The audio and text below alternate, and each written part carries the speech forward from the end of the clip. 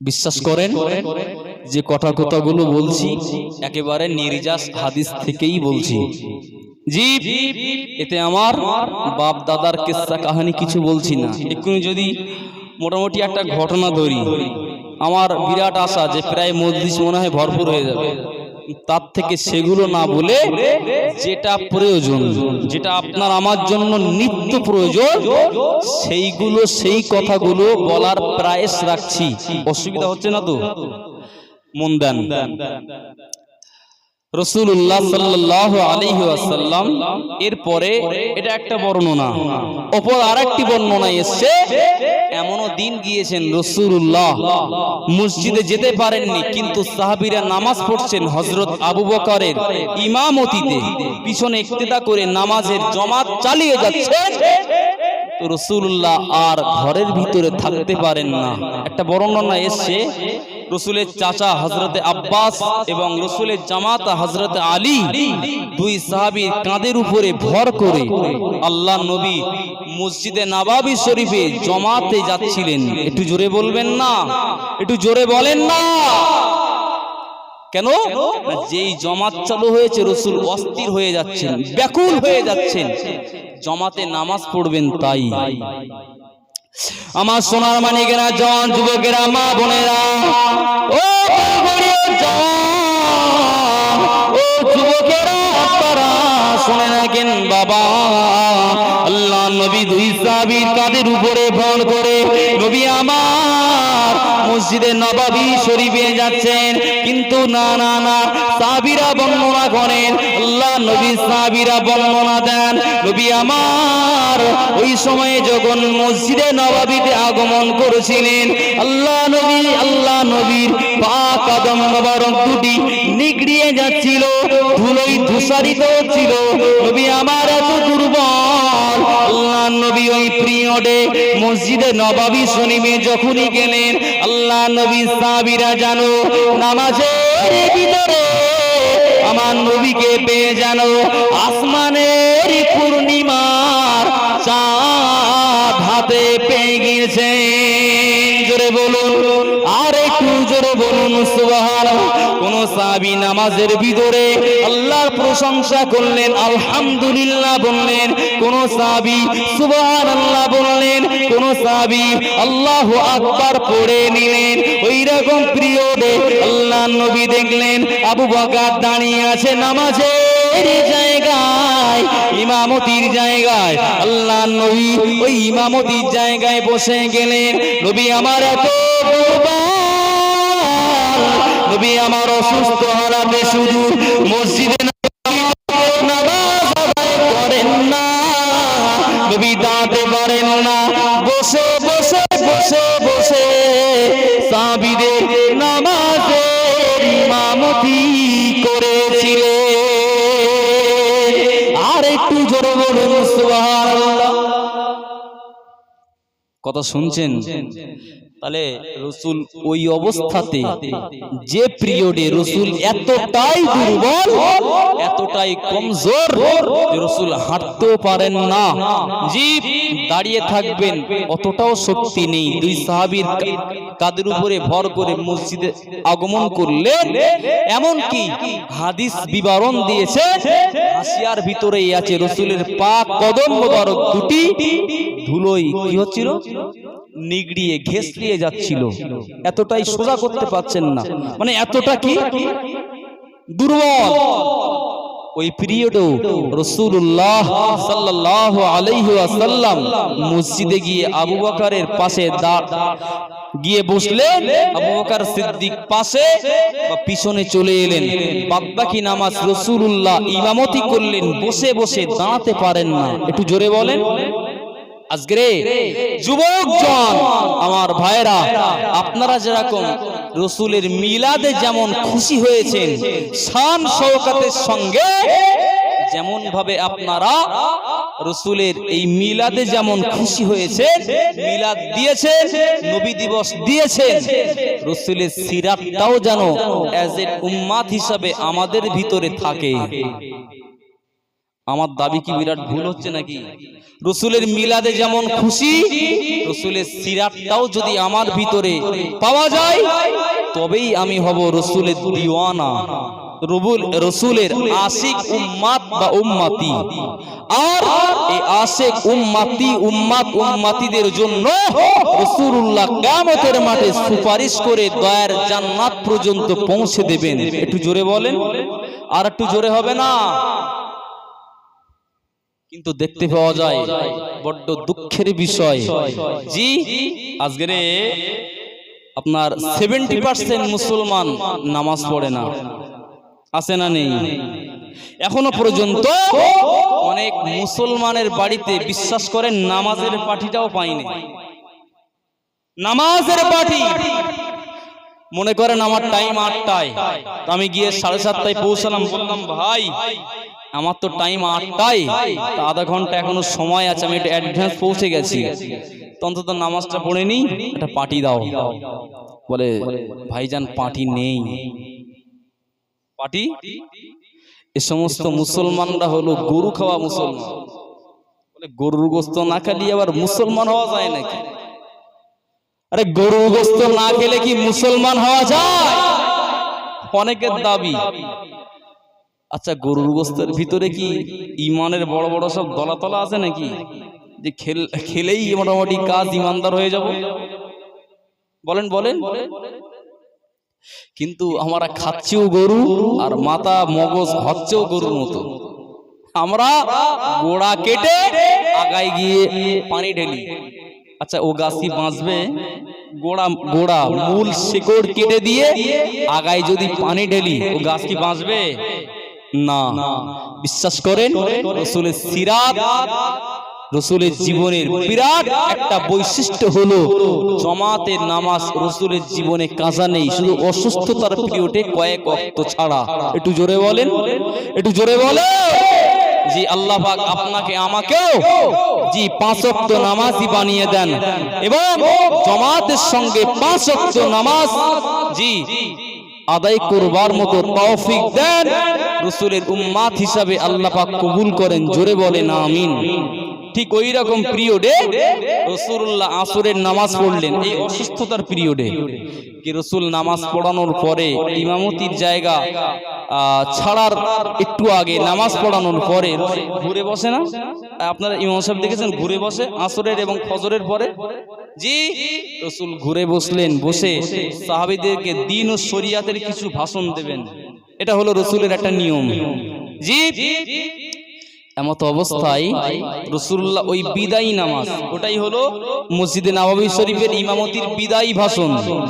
রাসূল বিদায়ী ভাষণ দিতে গিয়ে আসরের পরে বলেছিলেন, জি আজ থেকে সমস্ত মসজিদে নববী শরীফের দরওয়াজাগুলো সব বন্ধ, শুধু ওপেন থাকবে, খোলা থাকবে একটা দরওয়াজা, সেটা হলো আমার আবু বকর সিদ্দিকের দরওয়াজাটা খোলা থাকবে। একটু জোরে বলেন, আর একটু জোরে বলবেন না? এরপর রাসূল আরেকটি কথা বলেছিলেন যে এই পৃথিবীর জমিনে আল্লাহ পাক তার একজন বান্দাকে আল্লাহ পাক জাগতিক সমস্ত সম্পদ দিতে চেয়েছিলেন, কিন্তু সেই বান্দা জাগতিক সমস্ত সম্পদ পরিত্যাগ করে মাবুদের সঙ্গে সাক্ষাৎ করাটাই বেশি পছন্দ করেছেন। একটু জোরে বলবেন না? একটু জোরে বলা যাবে না?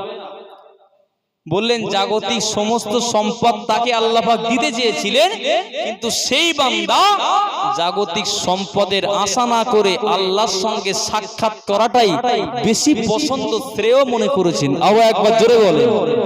সাহাবীরা কেউ বুঝলো না। সাহাবীরা বলছেন কে রাসূল কার কথা বলেছেন তা ঠিক আছে, কিন্তু হযরতে আবু বকর অঝোর নয়নে কাঁদছেন। একটু জোরে বলেন আল্লাহু আকবার। আবু বকর কাঁদছেন কেন? আবু বকর আমার রাসূলের কলিজা ছেঁড়া সাহাবী, মুসলিম জাহানের প্রথম খলিফা, প্রধান খলিফা। জি একদিকে যেরকম মুসলিম জাহানের প্রধান খলিফা এবং অপরদিকে রাসূলের হিজরতেরও সাথী। একটু জোরে বলে। আবু বকর বুঝতে পারলেন যে জাগতিক সমস্ত সম্পদ তো আল্লাহ পাক দিতে চেয়েছিলেন একজন ব্যক্তিকেই, তিনি হলেন বিশ্ব নবী, বিশ্ব রাসূল, সরকারে দো আলমকেই আল্লাহ পাক দিতে চেয়েছিলেন সমস্ত সম্পদ। ঠিক আছে, সমস্ত সম্পদ দিতে চেয়েছিলেন, কিন্তু রাসূল তো নেননি। তাহলে এর মানে হলো রাসূল পৃথিবীতে আর থাকবেন না, আল্লাহর ডাকে সাড়া দিয়ে চলে যাবেন। একটু জোরে বলেন। জ্ঞান বৃদ্ধ, জি বয়স বৃদ্ধ, জ্ঞান বৃদ্ধ আবু বকর বিষয়টি বুঝতে পারলেন। সাহাবীরা বললেন, ভাই আবু বকর আপনি কাঁদেন কেন? রাসূল কার কথা বলেছে তা ঠিক আছে, কার কথা বলেছেন তা ঠিক আছে, আপনি কেন কাঁদেন? আবু বকর সিদ্দিক সাহাবীদেরকে বিষয়টা বুঝিয়ে দিলেন।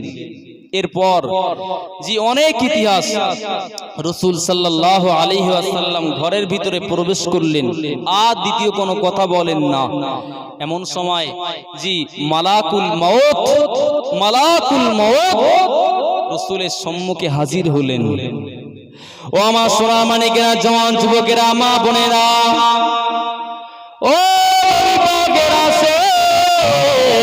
ও নবীর দিওয়ানা, ও নবীর ভক্তরা, আমরা যারা নবী পাকের দিওয়ানা বলে দাবি করি, শুনে রাখেন বাবা, আল্লাহ নবীর কাছে ফেরেশতা জিবরাইল আসলেন, আসসালাতু ওয়াসসালামু আলাইকা ইয়া রাসূলুল্লাহ হাবিবাল্লাহ।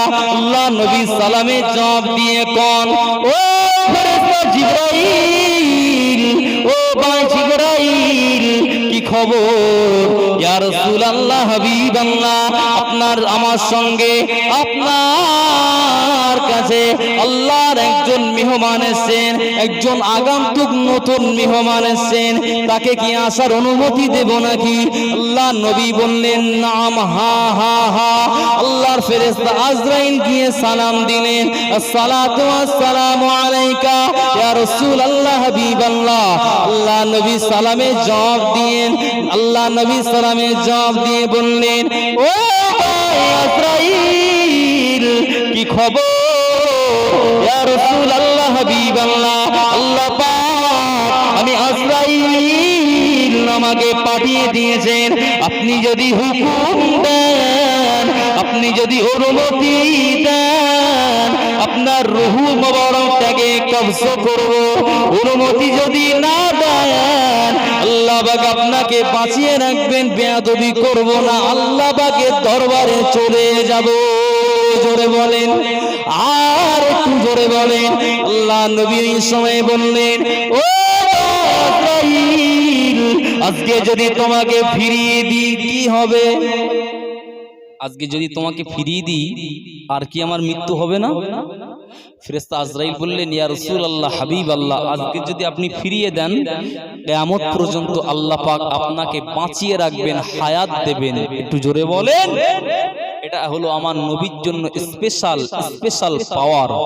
পৃথিবীতে আর অন্য কোন একজন ব্যক্তি দেখান, তার কাছে আজরাইল এসে বলেছে তোমার স্বেচ্ছা, তোমার ইচ্ছা, থাকতেও পারো, যেতেও পারো, পাবেন না।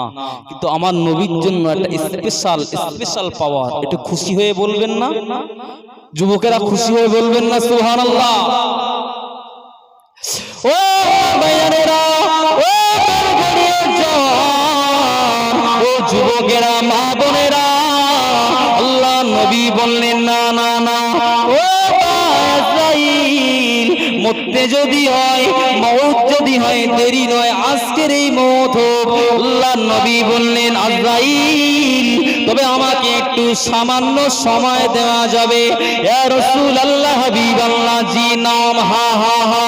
হুজুর আপনি সামান্য ওই সময় নিয়ে কি করবেন? আল্লাহ নবী বললেন, আমি রাসূলুল্লাহ আমার জীবনে বিদায়ী আখেরি 2 রাকাত নামাজ আদায় করে নেব। আর ওই নামাজের পাবিতে বসে আমি আমার উম্মাতিদের জন্য আখিরি দোয়া করে যাব। আর একটু জোরে বলো। আল্লাহ নবী নামাজের পাটিতে বসলেন, নবী আমার দোয়া চান আমাদের জন্য। ও রব্বুল আলামিন আল্লাহ পাক, আমি মুহাম্মদুর রাসূলুল্লাহ দোয়া চাই আল্লাহ। আল্লাহ আমি নবী বিদায় নেব, আমার উম্মাত উম্মাতীদের গুনাহটা যেন প্রকাশ না হয়ে যায়। অন্য নবী রাসূলের উম্মাত উম্মাতীদের গুনাহ করার কারণে ওদের ওই গুনাহটা যেমন ঘরের দরওয়াজার গায়ে ফুটে উঠতো আল্লাহ। ও রব্বুল আলামিন, আমি মুহাম্মদুর রাসূলুল্লাহ দোয়া চাই, আমার উম্মাত উম্মাতীদের সমস্ত অপরাধ গুনাহগুলো যেন গোপন থেকে যায়। জোরে বলুন। আমরা এত গুনাহ করি, আমাদের গুনাহ কি আল্লাহ কোনোদিন প্রকাশ করে দিয়েছেন? বলেন বলেন। যদি আমার গুনাহ আল্লাহ যদি প্রকাশ করে দেন, বিশ্বাস করেন আমাদের বেলগড়িয়া এলাকার কাঠিহাটের যে ডাল কুত্তাগুলো ঘোরে, কুত্তাও আমার দিকে ফিরে তাকাবে না। ঘিরি নাই